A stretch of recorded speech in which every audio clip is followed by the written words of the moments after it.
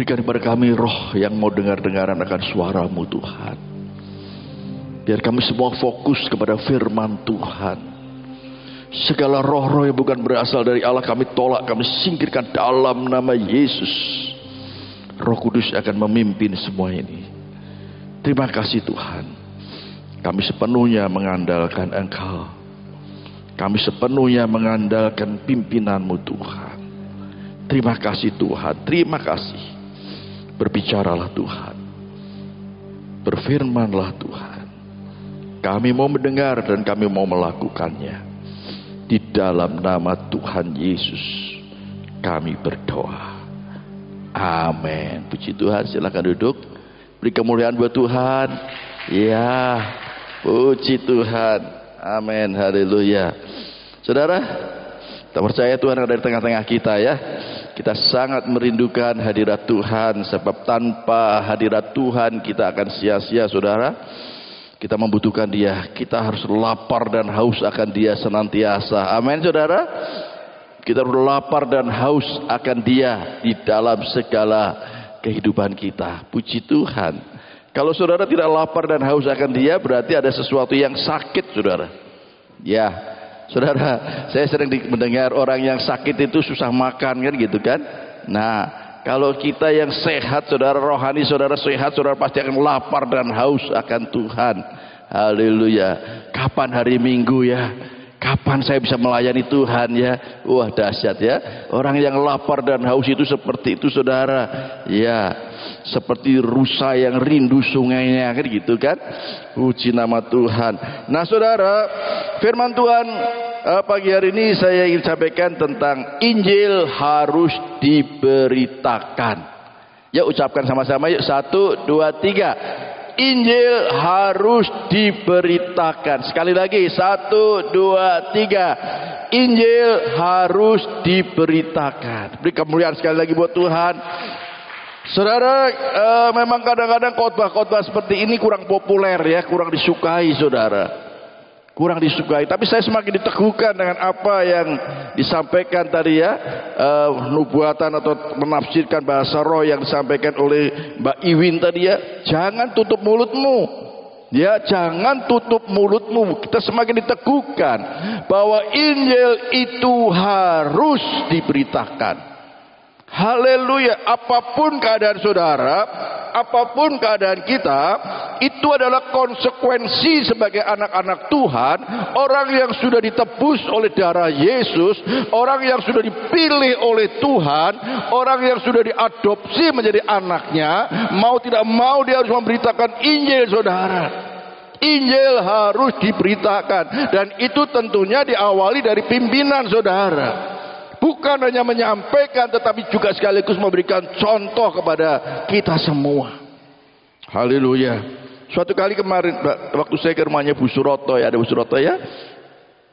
Saya waktu ke rumahnya Bu Suroto, saya dititipin Bu Ari untuk menyampaikan apa, ada masakan ya. Bu Ari kirim masakan ke Bu Suroto. Pak nanti antar ke Bu Suroto. Ya, saya antar ke sana. Sudah selesai, saya sudah berdoa untuk Bu Suroto. Saya pulang saudara. Saya motor saya taruh di depan itu. Saya mau starter motor itu, kok tiba-tiba Roh Kudus gerakan ke rumahnya. Saya tadi soalnya waktu lewat itu saya sempat bersapa dengan adiknya almarhum Pak Juarman ya, Bu Puji ya. Ini ada Bu Semi pasti tahu ya. Ada Bu Puji di situ. Saya sempat bersapa. Saya kok ambil motor, mau starter motor, saya digerakkan ke tempatnya dia lagi ya, kan dia jual melijo saudara ya. Kemudian saya ke situ beli tempe sama sayur saya. Beli tempe sama sayur, terus kemudian saya ngomong tentang Yesus saudara. Ngomong tentang Yesus. Saya cerita tentang Yesus, singkat saja saudara. Saya beritakan tentang Injil ini. Ya, tetapi karena di situ ada orang yang beli, jadi tidak leluasa. Nanti suatu kali perlu ditambahkan lagi ya, perlu disirami lagi supaya dia boleh merasakan bahwa Yesus itu adalah Tuhan dan juru selamatnya dia juga. Saya percaya saudara, saya merasakan bahwa dia adalah tuaian yang sudah menguning, yang sudah siap untuk dituai saudara. Hanya sayang penuainya ya tidak ada. Nah ini penting saudara. Saya percaya saudara, kalau saudara rindu, saudara haus untuk memberitakan Injil saudara, saudara akan dipertemukan dengan orang-orang yang rindu akan Tuhan, yang haus dan lapar akan Tuhan, yang mereka tuaian yang sudah menguning, yang siap untuk dituai saudara. Walaupun kadang kita juga tidak sedikit saudara, saya dalam bulan ini kita punya target tuh ya, 1 bulan minimal 1 orang, siap saudara? Minimal bersaksi pada 1 orang yang belum di dalam Tuhan. Ya, minimal 1 orang. Saya sudah 3 orang saudara. Itu yang 2 orang menolak semua, nggak respon, maksudnya nggak respon. Tidak apa-apa. Tidak apa-apa, tidak menjadi masalah. Suatu kali mungkin bisa orang pakai untuk menuai tuai yang sudah menguning, dipetik saudara. Saya selalu ingin saksikan saudara, ya kami dari keluarga yang belum di dalam Tuhan, ada 9 anak kami. Tapi nggak tahu gimana ceritanya kalau orang tua saya sekolahkan saya di SD Katolik. Ini saya senang sekali karena saya alami sendiri. SD Katolik yang notabene 6 tahun saya di situ, yang pasti ada benih-benih firman juga yang ditaburkan, walaupun mungkin sayup-sayup ya, sedikit-sedikit ya. Tapi ada benih firman Tuhan yang ditaburkan. Setelah itu saya sekolah SMP negeri, SMA negeri, kuliah, bekerja, lupa sudah. Lupa. Tapi setelah sekian puluh tahun, Tuhan pakai Bu Ari, yang dia sudah lebih dulu percaya Yesus. Dia hanya berdoa, Tuhan, kalau ini Tuhan yang berikan buat saya, selamatkan dia dulu Tuhan. Itu doanya, ya. Dan Tuhan menjawab. Saya akhirnya, singkat cerita, saya percaya Yesus, baru kami menikah. Dan saudara, artinya apa saudara? Pada saat saudara menaburkan, menyampaikan Injil yang kita beritakan pada orang lain, dan mereka mungkin menolak atau mereka tidak respon, saudara jangan kecewa. Mungkin berapa puluh tahun Tuhan bisa pakai orang lain untuk menuainya. Tetapi tugas kita adalah Injil harus kita beritakan. Di dalam Timotius katakan baik atau tidak baik waktunya. Kita harus memberitakan Injil. Saya khawatir saudara, sampai kita dipanggil Tuhan, saudara belum pernah memberitakan Injil, belum pernah memberitakan kabar baik, kabar keselamatan kepada orang lain, yang sementara ada banyak orang-orang di sekitar kita yang mereka sedang mencari, tunjukkan kepadaku jalan yang lurus. Dan Yesuslah jawabannya. Akulah jalan dan kebenaran dan hidup. Tidak ada seorang pun yang sampai kepada Bapa tanpa melalui aku. Akulah jalan yang lurus itu, yang mereka sedang berseru-seru, bertanya-tanya saudara. Mari saudara, saya ingin saudara agar Injil itu harus diberitakan. Gereja kita harus menjadi gereja yang memberitakan Injil. Siapapun saudara, pendidikan apapun, ekonomi apapun saudara. Bagaimanapun juga keadaan saudara, kita mempunyai satu kewajiban untuk memberitakan Injil. Siapa lagi kalau bukan kita, saudara?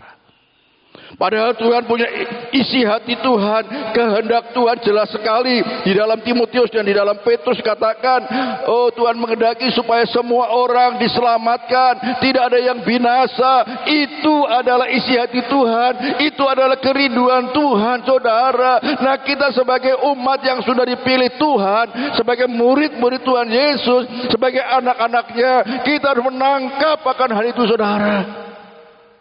Itu didelegasikan kepada kita, orang-orang yang sudah dipilih oleh Tuhan untuk kita memberitakan Injil saudara. Langganan saya itu kalau habis berenang, ya, kalau saya pagi kan sarapannya buah, habis itu saya berenang. Habis berenang kan saya kadang-kadang suka makan pecel ya. Ya, itu langganan saya itu semua sudah mendengar Injil semua saudara. Langganan pecel, kadang-kadang kalau makan soto, langganan soto saya pernah sama Bu Ari ya, orang Madura juga dia. Oh, saya ceritakan tadi. Walaupun dia tidak respon, tetapi puji Tuhan yang jual pecel mau terima Yesus saudara. Setiap kali saya lewat, Tuhan tolong supaya imannya bertumbuh. Bu Eli, Tuhan buat imannya bertumbuh. Dia sudah menerima Engkau Yesus. Langganan saya nasi gudeg juga. Suka saya nasi gudeg, saudara. Sudah dengar Injil. Walaupun dia tidak respon, tidak apa-apa. Tapi Injil harus diberitakan. Injil harus diberitakan. Siapapun saudara. Amin saudara. Haleluya. Saya senang saudara, seorang hamba Tuhan, saudara yang saya menjadi idola saya dulu, sekarang sudah meninggal ya. Ya, dia katakan, kalau saudara pulang dari sini, ya, kalau saudara pulang dari gereja ini pendeta ini sudah almarhum, tapi saya senang sekali saudara. Kalau kamu pulang dari ibadah ini, saudara tidak rindu memberitakan Injil, saudara salah masuk gereja ini. Jangan bikin panas bagu gereja ini. Dia katakan begitu saudara. Itu gereja yang benar saudara. Gereja yang sehat adalah gereja di mana diawali dari pimpinan dan kemudian mengalir kepada semua ya jemaatnya, untuk mereka rindu memberitakan Injil kepada orang lain, rindu memberitakan kabar baik. Sebab kita nanti akan melihat kita sedang ada di dalam peperangan rohani saudara. Sedang ada di dalam peperangan rohani kalau saudara tidak mengerti akan hal itu. Nah saudara, bagian yang pertama saya katakan Injil adalah kekuatan Allah yang menyelamatkan, kalau diperpanjang ya, bagi orang yang percaya kepada Dia. Injil adalah kekuatan Allah. Di dalam Roma 1 ayat 16 dan 17. Di dalam Roma 1:16 ayat 17 dikatakan, sebab aku mempunyai keyakinan yang kokoh dalam Injil. Karena Injil adalah kekuatan Allah yang menyelamatkan setiap orang yang percaya. Pertama-tama orang Yahudi, tetapi juga orang Yunani. Sebab di dalamnya nyata kebenaran Allah yang bertolak dari iman dan memimpin kepada iman. Seperti ada tertulis, orang benar akan hidup oleh iman. Amin. Nah saudara, memang pada waktu itu ada dua kelompok yang dipisahkan yaitu orang Yahudi dan orang Yunani, itu artinya orang yang selain Yahudi saudara. Nah saudara, Injil itu harus diberitakan sebab Injil adalah kekuatan Allah yang menyelamatkan setiap orang yang percaya ya, untuk orang Yahudi dan juga untuk orang yang lain selain Yahudi. Nah saudara, ini yang kita harus tahu saudara, hanya berita Injil yang dapat menyelamatkan orang yang percaya. Setelah sekian puluh tahun saya pernah mendengar Injil saudara, dan Injil itu tumbuh pada saat sekian puluh tahun.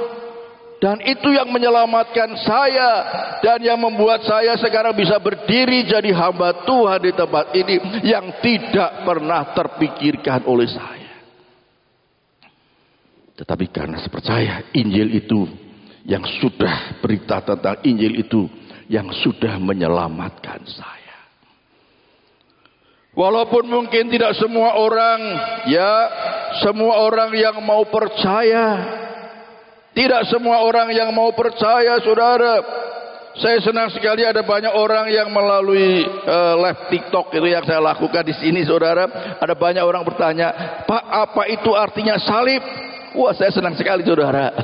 Ya, saya live di sini ya, TikTok, saya senang sekali. Oh, salib itu artinya satu-satunya cara untuk kita bisa diselamatkan, diampuni dosa-dosa kita, karena Yesus mati di atas kayu salib untuk menebus dosa-dosa semua orang yang mau percaya. Wah, enak sekali kalau saya ditanya seperti itu. Bahkan melalui salib itu saudara, saya katakan melalui salib itu ya, Yesus di atas puncak penderitaannya, dia menderita memikul dosa-dosa manusia, tetapi juga puncak kemenangannya, dia masih mengajarkan kepada kita untuk tetap mengampuni orang lain. Wah, indah sekali. Ya Bapa, ampunilah mereka karena mereka tidak tahu. Padahal mereka adalah orang-orang yang menganiaya Yesus, yang meludahi Yesus, yang menyalibkan Yesus, yang menusuk dengan tombak di lambungnya. Tetapi Yesus tetap mengajarkan kepada kita, ampunilah mereka. Ini satu pelajaran yang sangat indah saudara. Jadi kalau saudara, ya ada orang yang menyakitkan saudara, menjengkelkan saudara, mengecewakan saudara, saudara harus masih tetap bisa mengampuni mereka sampai titik penghabisan kita. Amin. Jadi kebalikan dengan dunia, orang dunia. Kalau orang dunia kata sampai mati aku gak akan mengampuni dia, itu orang dunia. Tetapi kalau kita sampai titik penghabisan, kita masih tetap harus bisa mengampuni mereka. Amin saudara. Amin. Katakan kanan kiri saudara, tetap mengampuni ya. Tetap mengampuni. Tetap mengampuni. Hal itu Yesus memberikan contoh dan teladan kepada kita. Saudara, mungkin Roh Kudus mulai mengingatkan kepada saudara. Mengingat kepada saudara, oh aku belum ampuni si A, oh aku belum ampuni si B. Selesaikan. Selesaikan sepulang dari gereja ini. Sebab firman Tuhan katakan, jikalau kamu tidak mengampuni orang yang bersalah kepadamu, maka Bapamu di surga juga tidak akan mengampuni kamu. Haleluya, puji Tuhan. Ada banyak pelajaran di salib ini saudara. Jadi kalau ada orang yang bertanya tentang salib ini, saudara harus banyak bisa menjawab. Banyak sekali yang bisa kita ceritakan tentang salib itu. Walaupun kadang-kadang nadanya mengolok-olok, Pak itu ada kayu jemuran di belakang Bapak. Ya. Oh itu bukan kayu jemuran, itu salib saudara. Artinya begini, oh, harus indah sekali saudara dengan hikmat ya. Senang sekali kalau mereka yang bertanya. Walaupun nadanya kadang-kadang mengolok-olok, ya apa-apa. Saya kadang-kadang salah apa? Oh, tidak apa-apa. Mereka itu sedang mencari kebenaran kok. Saya dulu juga seperti itu, mencari kebenaran. Ya kita harus jelaskan dengan kata-kata yang tidak hambar. Katakan firman Tuhan katakan gitu. Kata-kata yang penuh kasih. Amin, saudara. Saudara akan diperhadapkan dengan orang seperti itu, saudara. Haleluya. Tapi yang utama adalah Injil harus diberitakan, saudara. Itu adalah tugas kita. Siapa lagi kalau bukan kita yang sudah dipilih Tuhan, yang sudah ditebus oleh darah Yesus, puji nama Tuhan. Nah saudara, sekali lagi saudara, walaupun mungkin tidak semua orang mau percaya, menolak, bahkan mengolok-olok. Suatu kali saya bersaksi tentang Yesus itu, aku gak percaya, aku sudah punya agama Islam. Oh gak apa-apa, Tuhan Yesus mengasihi semua agama. Maka kita harus cepat menangkap saudara. Oh Tuhan Yesus itu mengasihi semua agama, tidak terkecuali. Kalau saudara tidak pernah memberitakan ini, ya saudara akan tidak punya, ya Tuhan akan tambah-tambahkan hikmat pada kita kalau kita sering terus melakukan apa yang Tuhan kehendaki, saudara. Tidak apa-apa, Tuhan Yesus juga mengasihi semua agama kok, tidak terkecuali. Indah sekali, saudara. Nah, saudara, kita harus tahu bahwa Tuhan Yesus mengasihi semua umat ciptaannya, tidak terkecuali, saudara. Entah itu dari agama apa, entah itu dari golongan apa, entah itu dari suku apa, Tuhan Yesus mengasihi mereka semua. Karena Tuhan Yesus mati di atas kayu salib bukan hanya untuk orang Kristen, saudara, tetapi untuk isi dunia. Karena begitu besar kasih Allah akan isi dunia ini. Jadi selama saudara bertemu dengan orang-orang yang masih di dalam dunia ini, isi dunia ini, dia juga bagian daripada orang yang dikasihi oleh Yesus. Amin, saudara. Entah itu tetangga saudara yang menjengkelkan saudara, entah itu orang yang suka menyakiti saudara, itu adalah orang yang dikasihi Yesus. Dan firman Tuhan katakan saudara di dalam Efesus, perjuangan kita bukan melawan darah dan daging. Perjuangan kita adalah melawan kuasa-kuasa kegelapan, roh-roh jahat yang ada di udara. Artinya apa saudara? Kita harus mengasihi mereka karena mereka adalah darah dan daging. Kita harus mengasihi mereka. Tetapi roh yang ada di belakangnya yang membuat dia menolak, itu yang harus kita perangi, saudara. Makanya saya katakan peperangan rohani. Kita sedang ada di dalam peperangan rohani. Puji nama Tuhan. Haleluya. Sebab Yesus menghendaki agar semua orang diselamatkan. Itu adalah isi hati Tuhan. Itu adalah unek-uneknya Tuhan. Kalau saudara sebagai anaknya saudara, pasti saudara bisa merasakan, apa sih isi hatinya Bapakku ini? Oh ternyata ini toh. Dia menghendaki supaya semua orang selamat. Dia menghendaki supaya semua tidak ada yang binasa. Itu isi hati Tuhan. Nah, kalau saudara sebagai anaknya, saudara tidak mengerti tentang hal itu, atau saudara mengerti tetapi itu urusannya pendeta, urusan penginjil. Oh, bukan, saudara. Saudara kan anak Tuhan kan? Kita anak Tuhan sama. Amin. Ada Roh Kudus di dalam diri saudara sama. Roh Kudus yang ada di dalam saudara, dalam saya sama. Tapi bagaimana kita memberdayakan Roh Kudus itu di dalam diri kita, itu yang mungkin berbeda. Ada orang yang mengatakan bahwa Roh Kudus ya sambil lalu biasa-biasa saja ada Roh Kudus, saudara.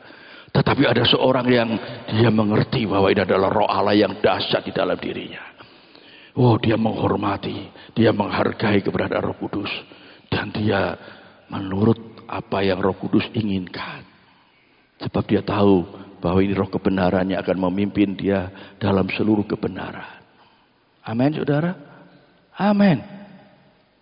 Mungkin saudara sudah sangat sering mendengar ini ya, bahwa ini adalah roh kebenaran di dalam diri kita yang siap untuk memimpin kita dalam seluruh kebenaran. Saya percaya saudara, yang waktu saya mau pulang, mau starter itu, kemudian saya kembali lagi, saya datang itu Roh Kudus yang menggerakkan saya. Roh kebenaran itu yang menggerakkan saya. Walaupun waktunya belum, tak apa-apa. Tapi bagaimana ketaatan kita untuk mau digerakkan, dipimpin oleh roh kebenaran itu yang penting. Kita tidak hanya percaya saja, tetapi kita harus taat. Katakan taat. Taat. Saya sering katakan kalau percaya saja, iblis juga percaya bahwa Yesus itu Tuhan. Percaya dia. Tapi dia nggak taat. Itu bedanya. Nah, kalau kita anak-anak Tuhan, saudara, kita percaya kemudian tidak taat, jangan mau kita disamakan di iblis. Haleluya. Puji nama Tuhan. Jadi anak Tuhan itu indah sekali, saudara, kalau kita mau taat. Kalau kita mau taat dipimpin oleh roh kebenaran, indah sekali, saudara. Roh itu akan memimpin kita, perkataan kita, tindakan kita dalam seluruh kebenaran. Puji nama Tuhan. Nah, sekali lagi saudara, Injil adalah kekuatan Allah yang menyelamatkan bagi orang yang percaya. Saya dikasih masukan nama Bu Siti, Pak, itu biayanya nanti ditambahi ya. Ya, Injil adalah kekuatan Allah yang menyelamatkan bagi orang yang percaya, ditambah gitu ya. Iya, berani beritakan Injil. Dahsyat, saudara. Haleluya. Bagian yang kedua, saudara, Injil harus diberitakan. Sama dengan judulnya ya, Injil harus diberitakan. Di dalam 1 Korintus pasal 9 ayat 16. Jangan ada yang tutup telinga ya. Saya berharap saudara, saya akan bacakan ini, jangan ada yang tutup telinga. Saudara buka telinga lebar-lebar malah. 1 Korintus pasal 9 ayat 16. Karena jika aku memberitakan Injil, aku tidak mempunyai alasan untuk memegahkan diri. Perhatikan, sebab itu adalah keharusan bagiku. Katakan keharusan. Sebab itu adalah keharusan bagiku.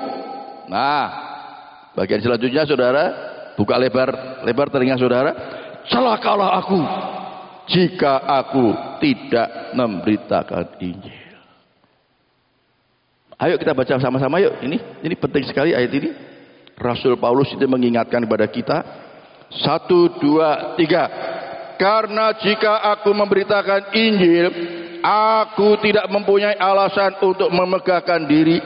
Sebab itu adalah keharusan bagiku. Celakalah aku jika aku tidak memberitakan Injil. Saudara, kalau baca firman Tuhan perlu ada satu penekanan saudara, disertai dengan ekspresi saudara. Ya, celakalah aku kalau aku tidak memberitakan Injil. Haleluya. Ada yang mau celaka? Tidak mau ya? Kita mau baik-baik semua. Amin. Beritakan Injil ya. Haleluya. Nah, puji nama Tuhan. Nah, Roma 10 ayat 13 sampai 15 dan juga 17, nanti lompat 17. Roma pasal 10 ayat 13. Sebab barang siapa yang berseru kepada nama Tuhan, tentunya Tuhan Yesus, akan diselamatkan. Tetapi bagaimana mereka dapat berseru kepadanya jika mereka tidak percaya kepada Dia? Bagaimana mereka dapat percaya kepada Dia jika mereka tidak mendengar tentang Dia? Bagaimana mereka mendengar tentang Dia jika tidak ada yang memberitakannya? Dan bagaimana mereka dapat memberitakannya jika mereka tidak diutus? Seperti ada tertulis, betapa indahnya kedatangan mereka yang membawa kabar baik. Jadi iman timbul dari pendengaran, ayat 17. Jadi iman timbul dari pendengaran, dan pendengaran oleh firman Kristus. Amin. Ada orang yang perlu mendengar Injil. Injil perlu diberitakan. Saya senang Mbak Farida pernah bilang sama saya, Pak, untung ya Pak ya, firman Tuhan katakan iman timbul dari pendengaran, bukan iman timbul dari membaca. Ya, karena dia tahu ibunya nggak bisa baca, tapi bisa mendengar. Imannya timbul percaya Yesus. Itu luar biasa, indah sekali. Ya, itu pernyataan yang polos. Terima kasih Mbak Farida ya. Itu satu pelajaran yang sangat indah, saudara. Untung Pak ya, firman Tuhan katakan iman timbul bukan dari membaca atau menulis, tapi iman timbul dari mendengar. Karena ibu saya nggak bisa baca Pak, nggak bisa nulis, tapi dia bisa mendengar dan imannya timbul, percaya Yesus dengan sungguh-sungguh. Puji nama Tuhan, haleluya. Itu sesuatu hal yang indah. Tapi bagaimana dia bisa mendengar kalau tidak ada yang memperdengarkan? Siapa yang mau diutus sudah memperdengarkan mereka.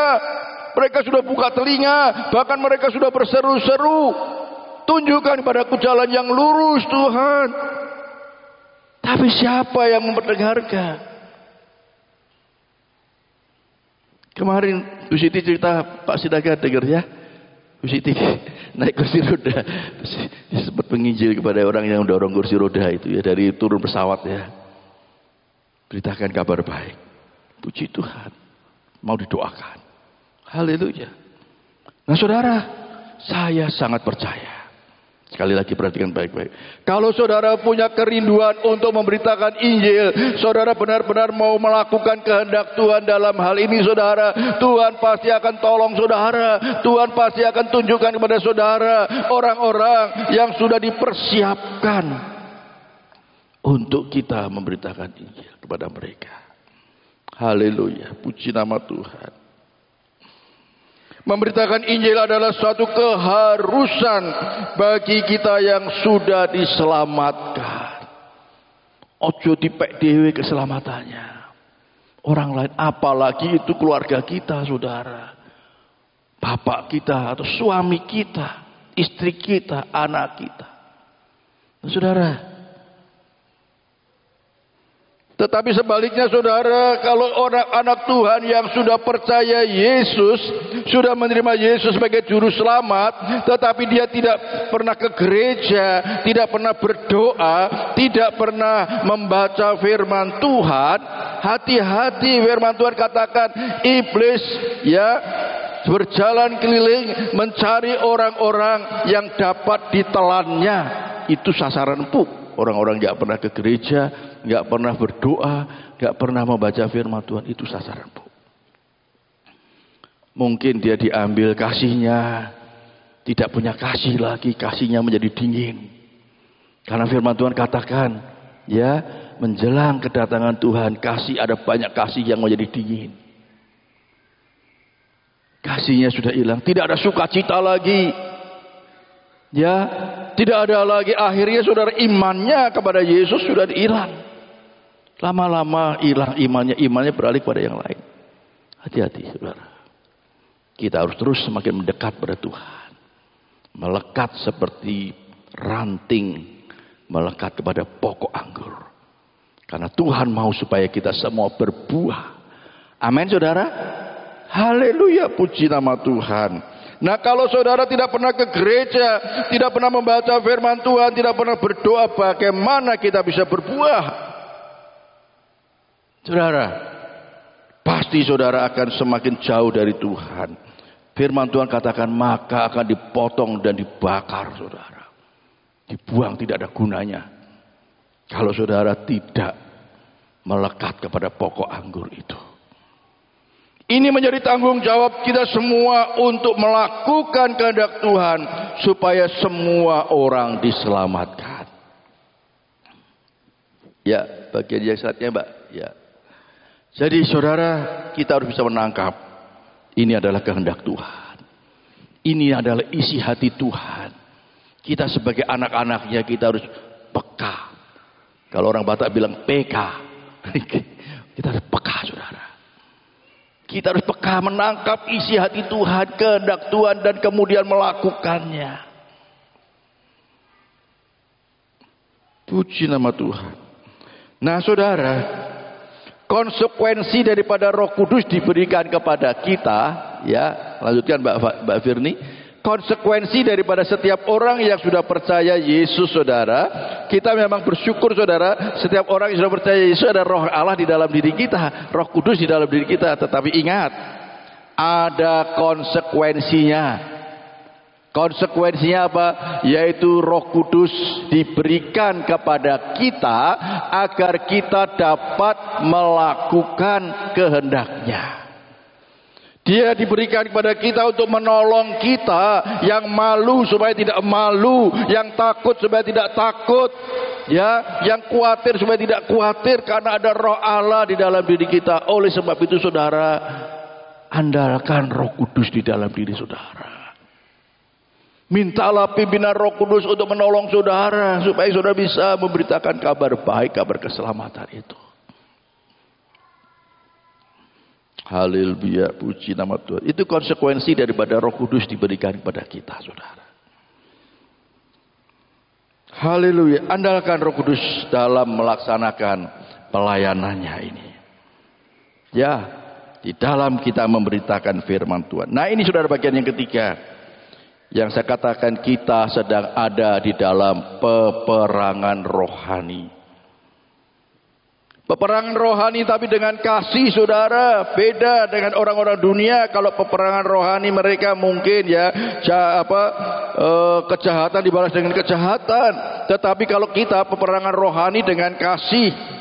Di dalam 2 Korintus pasal 4 ayat yang ketiga dan keempat. 2 Korintus pasal 4 ayat 3 dan 4. Jika Injil yang kami beritakan masih tertutup juga, maka ia tertutup untuk mereka yang akan binasa. Perhatikan, mereka yang akan binasa. Siapa itu? Mereka yang tidak percaya Yesus. Mungkin itu orang tua kita, mungkin itu anak kita, atau mungkin suami kita, istri kita, menantu kita. Perhatikan baik-baik. Jika Injil yang kami beritakan masih tertutup juga, maka ia tertutup untuk mereka yang akan binasa. Perhatikan, yaitu orang-orang yang tidak percaya, yang pikirannya telah dibutakan oleh ilah zaman ini, sehingga mereka tidak melihat cahaya Injil tentang kemuliaan Kristus yang adalah gambaran Allah. Mereka yang akan binasa, yaitu orang-orang yang tidak percaya kepada Yesus, sebab mereka masih dibutakan oleh ilah zaman ini. Masih ingatkan ilustrasinya yang disampaikan oleh Bu Siti? Kita dulu buta, tetapi setelah mendengar Injil dan kita menerima Injil, kita tidak buta lagi. Lagu lama itu bagus sekali tuh. Kemarin saya nyanyikan waktu doa pagi. Dah ada yang bisa ya. Dulu kita buta tetapi Tuhan datang. Aduh. Lupa itu. Itu lagu bagus sekali saudara. Lagu lama tetapi sudah dilupakan. Ya nanti kalau Tuhan ingatkan ya saya akan sampaikan. Mungkin di situ nggak ada karena itu lagu lama. Ya saudara, haleluya. Nah saudara sekali lagi saudara, Mereka adalah orang-orang yang sedang dibutakan oleh ilah-ilah zaman ini, matanya tertutup, tidak melihat bahwa Injil itu adalah kemuliaan Allah, Injil itu adalah yang menyelamatkan dia. Dia dibutakan oleh ilah-ilah zaman ini, yaitu pekerjaan kuasa-kuasa gelap, roh-roh jahat yang membutakan mata rohani mereka, mungkin dengan agama, mungkin dengan kepercayaan, mungkin dengan bahkan dengan berkat mereka sibuk dengan berkat, tetapi mereka dibutakan oleh ilah zaman ini. Nah, itu tugas kita. Tugas kita adalah memerangi roh yang membutakan mata rohani mereka. Tetapi kita mengasihi mereka karena mereka adalah darah dan daging, tetapi roh yang membutakan mata rohani mereka itu yang harus kita hancurkan, saudara. Saya percaya di sini semua sudah jadi orang Kristen lebih dari 2 tahun, 3 tahun. Coba koreksi diri kita masing-masing. Apakah api itu masih menyala-nyala dalam kehidupan saudara? Api untuk memberitakan kabar baik kepada orang lain. Kalau itu sudah padam, saudara, minta agar api itu membakar saudara. Api itu membakar kita. Haleluya, puji nama Tuhan. Nah, saudara, kenapa saya katakan peperangan rohani dengan kasih? Sebab di dalam Injil Matius 22 ayat 39 dikatakan, Injil Matius pasal 22 ayat 39, dan hukum yang kedua yang sama dengan itu ialah kasihilah sesamamu manusia seperti dirimu sendiri. Kasihilah bapakmu, kasihilah ibumu, kasihilah adikmu, kakakmu, saudaramu yang belum percaya Yesus, seperti kamu mengasihi dirimu sendiri. Kan diri kita sendiri tidak mau kan binasa? Ada yang mau binasa? Nggak ada kan? Kita tidak mau kita binasa, sama seperti kita mengasihi dia, supaya dia juga jangan binasa. Itu orang yang sudah menangkap isi hati Tuhan, kehendak Tuhan. Haleluya. Sekali lagi saudara, memang khotbah-khotbah seperti ini jarang dikhotbahkan di gereja, karena ini tidak populer ya saudara. Mereka senang kalau ada khotbah-khotbah yang tentang kesembuhan, berkat Tuhan. Ya, tetapi yang memotivasi, mendorong untuk memberitakan Injil itu penting sekali. Dan itu adalah Injil. Gereja yang sehat adalah gereja yang seperti itu, saudara. Kalau saya berbicara tentang gereja, jangan berpikiran gedung ini ya, itu memang ya. Tetapi gereja adalah saudara ada gereja. Bait Allah di mana roh Allah tinggal di dalam diri kita. Bait Allah yang sehat, dia akan rindu, dia mengerti kehendak Tuhan, dia tangkap kehendak Tuhan, dia lakukan kehendak Tuhan dengan kasih. Saudara, kita harus memerangi segala kuasa-kuasa gelap, roh-roh jahat, ilah-ilah zaman ini yang membutakan mata rohani mereka. Ya, kan kita sudah diperlengkapi senjata Allah, saudara. Ada roh Allah di dalam diri kita, itu yang memampukan kita untuk kita bisa berperang melawan ilah-ilah zaman ini. Tetapi kita juga harus tetap mengasihi dia. Wah, dahsyat saudara. Inilah seninya saudara. Sebagai anak Tuhan itu seninya begitu. Perang tapi dengan kasih, ya. Jadi memerangi rohnya tapi mengasihi jiwanya, karena dia adalah ciptaan Tuhan, darah dan daging yang dikatakan itu bukan lawan kita. Nah, saudara, kalau saudara masih sering gegeran, ribut suami istri saudara, ya, saudara masih suka ribut dengan tetangga, bertobat saudara. Itu bukan lawan kita. Kita harus mengasihi mereka. Bahkan tadi saya katakan, mengampuni mereka sampai titik penghabisan kita. Seperti yang Yesus berikan contoh kepada kita. Mengasihi dan mengampuni. Roh yang ada di belakang itu yang harus kita lawan. Amin saudara. Haleluya. Buat apa kita diberi Roh Kudus saudara? Buat apa kita menggunakan perlengkapan senjata Allah? Bawa pedang roh saudara. Firman Tuhan kan pedang roh ya. Buat apa kita kalau seperti itu, kalau kita tidak untuk perang saudara? Kita disuruh perang saudara. Ya, ini tanya Mas El nih. Walaupun masih SMA Taruna Nusantara, tapi sudah sedikit-sedikit dah diajarin bakti ya. Kalau sudah pakai perlengkapan perang, ya, tidak mau perang dijongkrono, saudara. Saya suka lihat ya, kalau di terjun payung, saudara. Sudah pakai perlengkapan terjun payung, saudara ya, rangsel semua. Tapi kadang-kadang masih ada yang ragu-ragu, didorong ini dijongkrono. Akhirnya terjun juga. Nah, kira-kira seperti itu, saudara. Kalau saudara sudah menggunakan perlengkapan senjata perang, saudara tidak mau berperang, dijongkrakno, saudara. Didorong supaya perang. Masa nunggu dijongkrakno, saudara? Kita tahulah ya, melangkah sendiri. Haleluya. Jangan khawatir, saudara. Kalau kita mengerti kehendak Tuhan, kalau kita mengerti dan menangkap kehendak Tuhan dan melakukannya, jangan khawatir. Bagian yang keempat ada bagian buat kita, saudara. Haleluya, puji nama Tuhan. Tapi saya selesaikan dulu bagian yang ketiga, saudara. Nah, kita harus memerangi roh-roh yang membutakan mata rohani mereka, tetapi tetap harus mengasihi mereka, karena mereka itu orang buta. Maksudnya kita mau lawan orang buta, mau kita jongkok orang buta. Oh, dia ini sedang berbuta begini, mencari mana ya jalan yang lurus, yo, nanti yo jalan yang lurus. Maksudnya mau kita dorong masuk sungai, kan tidak, kan? Tuntunlah mereka. Amin. Amin, Pak Samsu, Bu. Haleluya. Pulang dari sini rindu memberitakan kabar baik. Kalau saudara mau belajar, Pak, saya belum pernah Pak memberitakan Injil, Pak. Gampang, saudara. Nanti pulang, ya. Kalau saudara di rumah, ya. Oke, kalau saudara pulang di rumah, nanti saudara ada pemulung begini, pemulung atau pengemis, Pak, mampir Pak sini Pak, saya punya gelas-gelas aqua, saya punya karton-karton Pak, sini Pak, silakan Pak. Nah, kasih dia karton-karton, dia seneng dia, tapi suruh dengarkan dulu kabar baik, kabar keselamatan. Amin, saudara. Itu cara kita melatih, saudara. Ya, pengemis, saudara, jangan suka pelit-pelit lah. Ya, pengemis kasihlah 5.000 sekali-kali, tapi suruh dengar dulu. Ya, Pak, ini buat sarapan Pak ya. Ini buat sarapan nanti.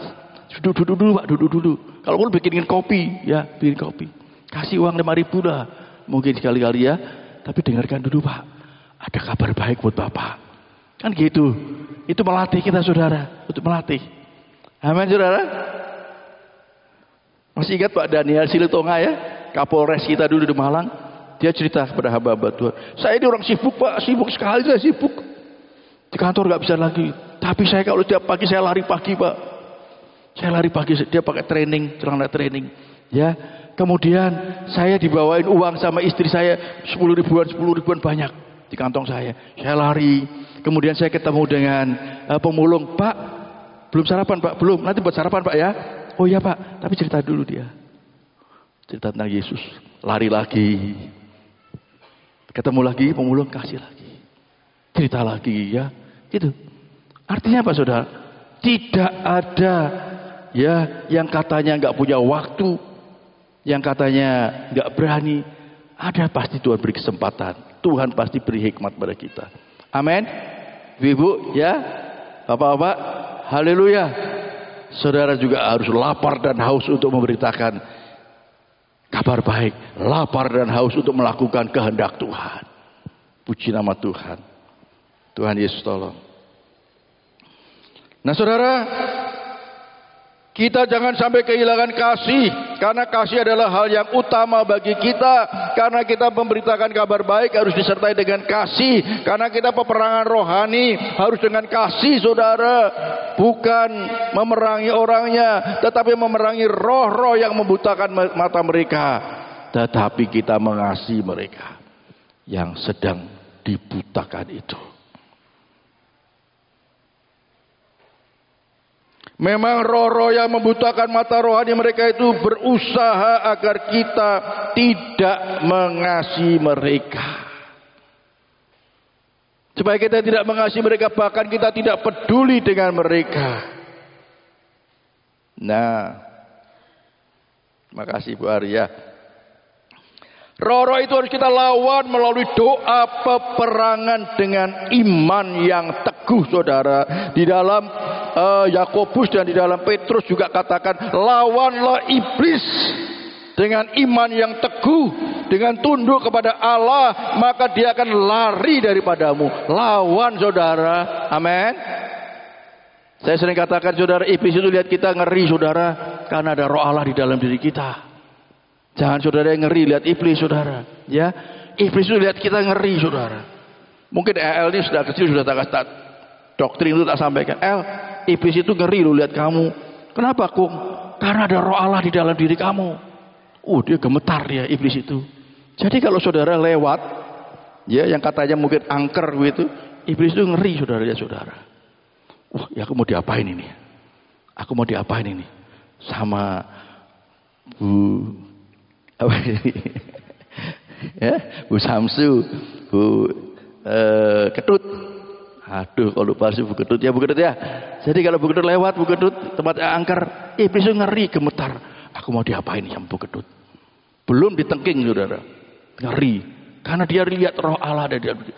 Iblis itu kan roh kan, dia lihat ada roh Allah di dalam diri kita. Ngeri saudara. Amin saudara. Haleluya. Iblis itu ngeri lihat kita.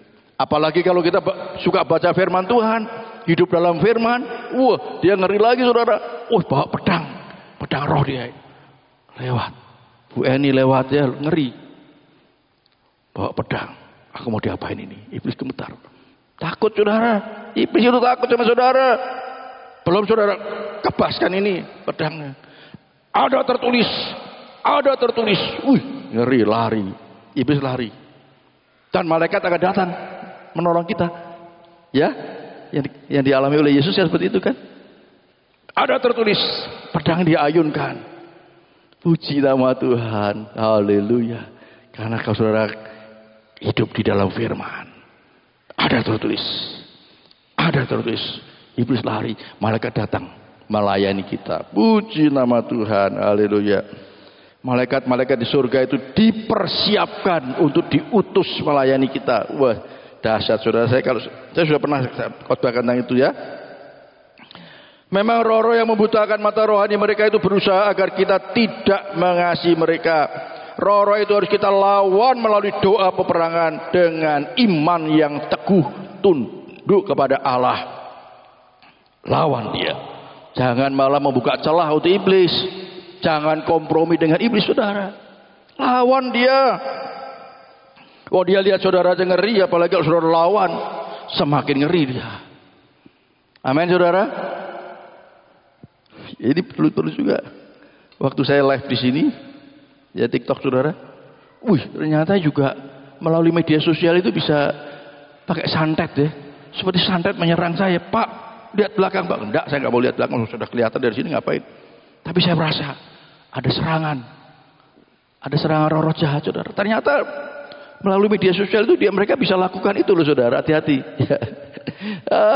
Ini musuh kecil dalam nama Yesus. Pergi engkau, nyala engkau. Dalam nama Yesus, dalam nama Yesus. Malah saya puji-pujian ya. Saya peperangan rohani saudara. Lenyap saudara. Tidak ada apa-apanya. Dia hanya mengaum-ngaum saja seperti singa yang kelaparan itu loh saudara. Nah saudara, dia hanya nakut-nakutin saja. Saudara jangan takut saudara. Amin. Haleluya. Biasanya yang tahu itu juga suka nonton jaranan atau bandengan itu tahu. Dia suka ngetes-ngetes itu ya. Itu iblisnya takut itu. Tapi jangan dilakukan terus ya.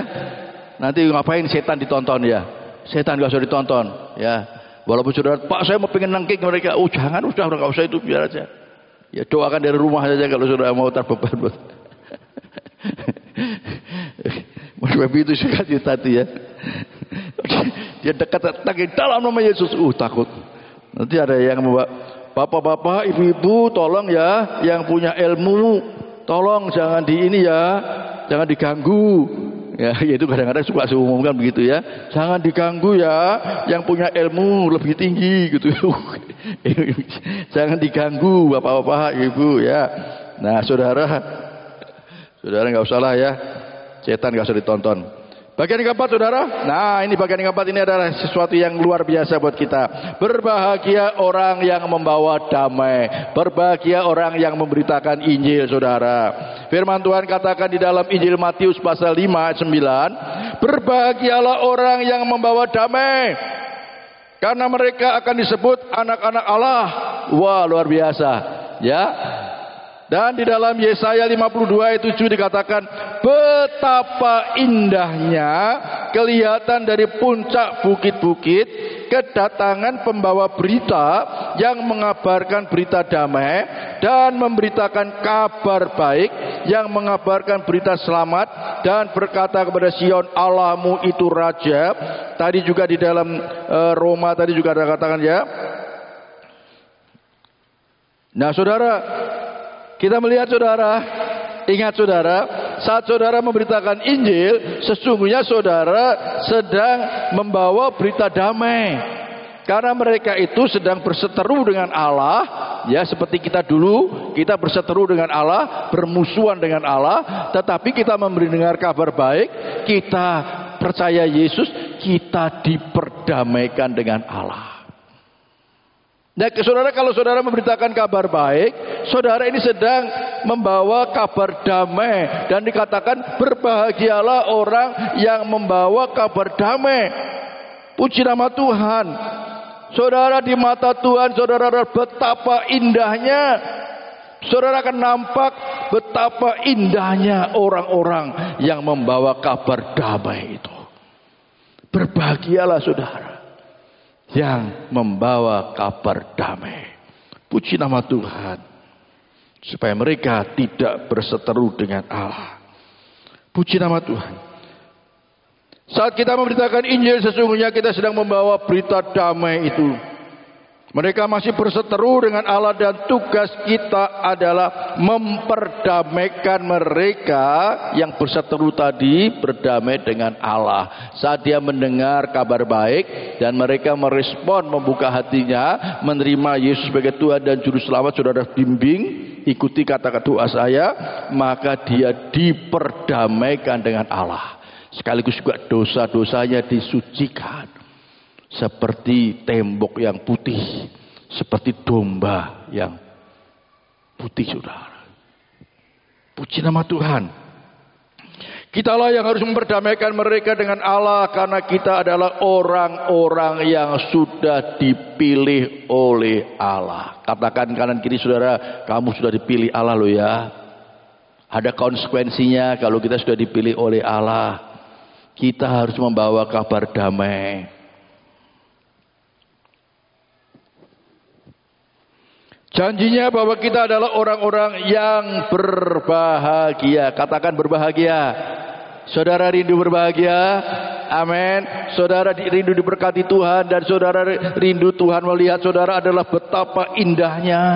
Ya, betapa indahnya Mas Febi yang membawa kabar damai. Betapa indahnya Mbak Yuni yang membawa kabar damai. Berbahagialah engkau. Wah, luar biasa saudara. Mari, ini biar menjadi satu kewajiban kita. Memberitakan Injil adalah keharusan bagi aku. Celakalah aku jika aku tidak memberitakan Injil.